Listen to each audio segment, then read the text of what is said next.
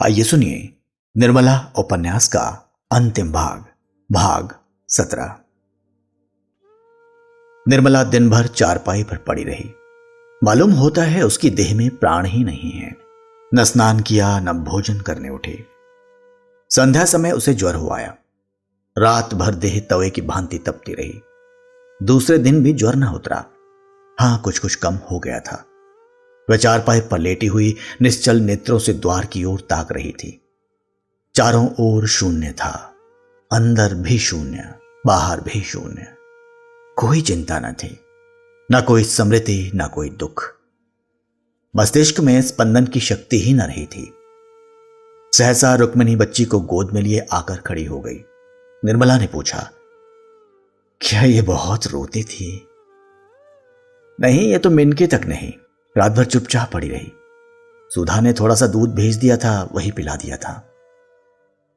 अहिरन दूध न दे गई थी? कहती थी पिछले पैसे दे दो तो दूं। तुम्हारा जी अब कैसा है?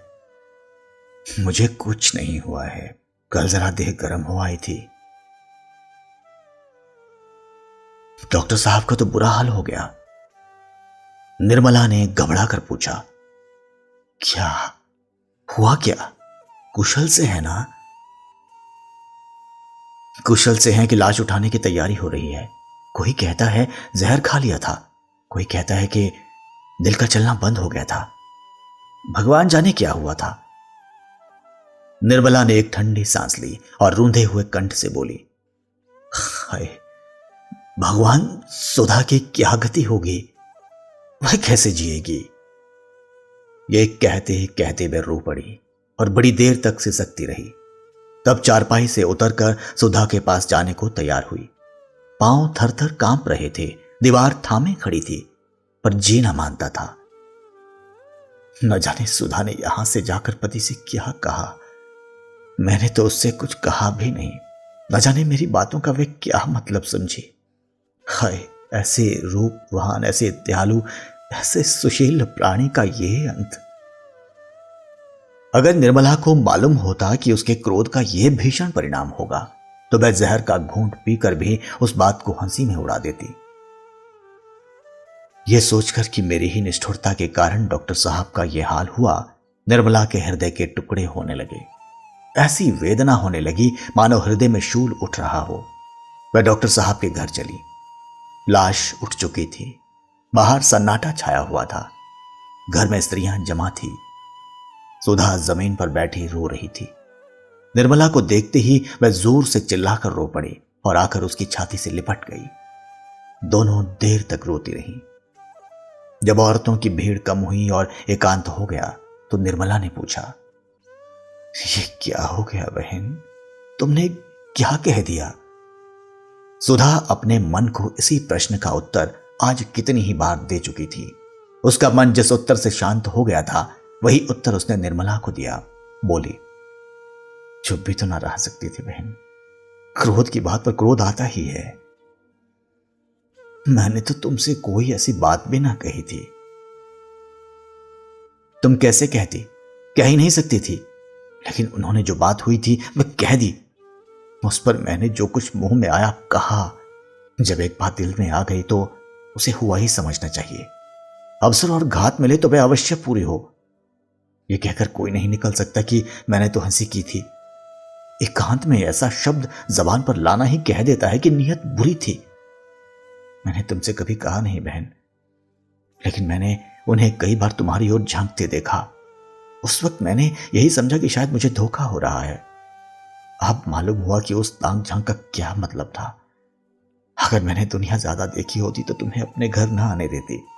कम से कम उनकी तुम पर निगाह कभी ना पड़ने देती। लेकिन यह क्या जानती थी कि पुरुषों के मुंह में कुछ और मन में कुछ और होता है। ईश्वर को जो मंजूर था वह हुआ। ऐसे सौभाग्य से मैं वैधव्य को बुरा नहीं समझती।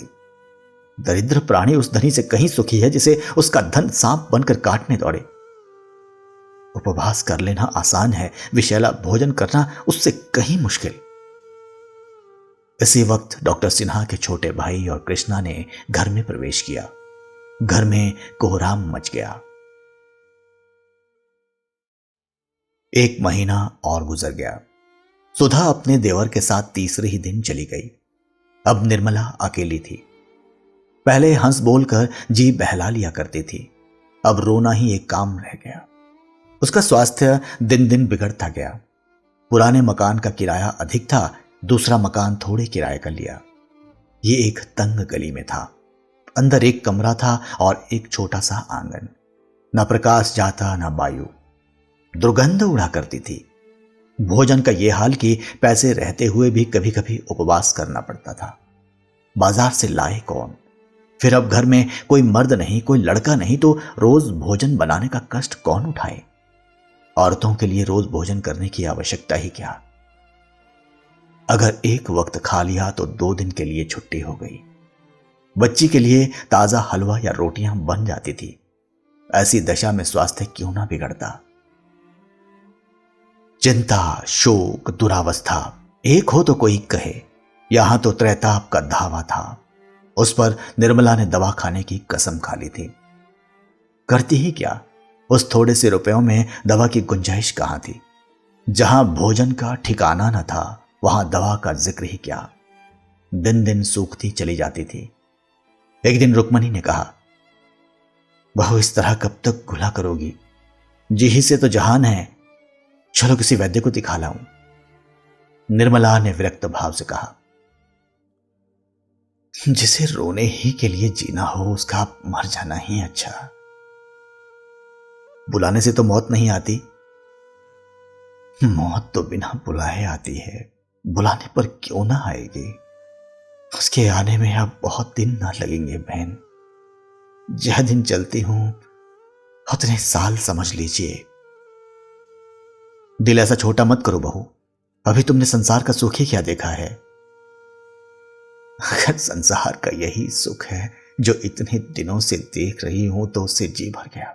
सच कहती हूं बहन, इस बच्चे का मोह मुझे बांधे हुए है, नहीं तो अब तक कभी की चली गई होती।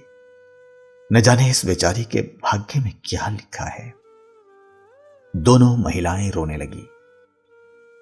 इधर जब से निर्मला ने चारपाई पकड़ ली है, रुक्मणी के हृदय में दया का सोता सा खुल गया है। द्वेष का लेश भी नहीं रहा। कोई काम करती हो, निर्मला की आवाज सुनते ही दौड़ती है। घंटों उसके पास कथा पुराण सुनाया करती है। ऐसी कोई चीज पकाना चाहती है जिसे निर्मला रुचि से खाए। निर्मला को कभी हंसते देख लेती है तो निहाल हो जाती है, और बच्ची को तो अपने गले का हार बनाए रहती है। उसी की नींद सोती है, उसी की नींद जागती है। वही बालिका अब उनके जीवन का आधार है। रुक्मिणी ने जरा देर बाद कहा, बहुत तुम इतनी निराश क्यों होती हो? भगवान चाहेंगे तो तुम 2-4 दिन में अच्छी हो जाओगी। मेरे साथ आज वैद्य जी के पास चलो, बड़े सज्जन हैं। निर्मला, दे दीजिए अब मुझे किसी वैद्य हकीम की दवा फायदा ना करेगी।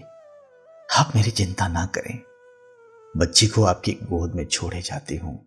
अगर जीती जागती बचे तो किसी अच्छे कुल में विवाह कर दीजिएगा। मैं तो इसके लिए अपने जीवन में कुछ न कर सकी, केवल जन्म देने भर की अपराधिनी हूं। चाहे कम्हारी रखिएगा, चाहे विष देकर बाहर डालिएगा, पर कुपात्र के गले न मड़िएगा। इतनी ही आपसे मेरी विनय है। मैंने आपकी कुछ सेवा न की, इसका बड़ा दुख हो रहा है। मुझ अभागिनी से किसी को सुख नहीं मिला। जिस पर मेरी छाया भी पड़ गई उसका सर्वनाश हो गया।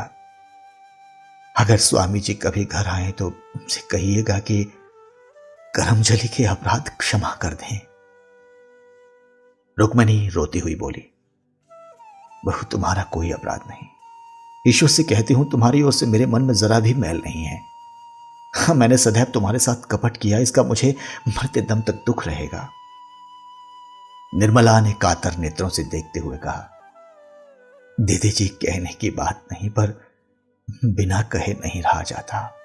स्वामी जी ने हमेशा मुझे अविश्वास की दृष्टि से देखा, लेकिन मैंने कभी मन में भी उनकी अपेक्षा नहीं की।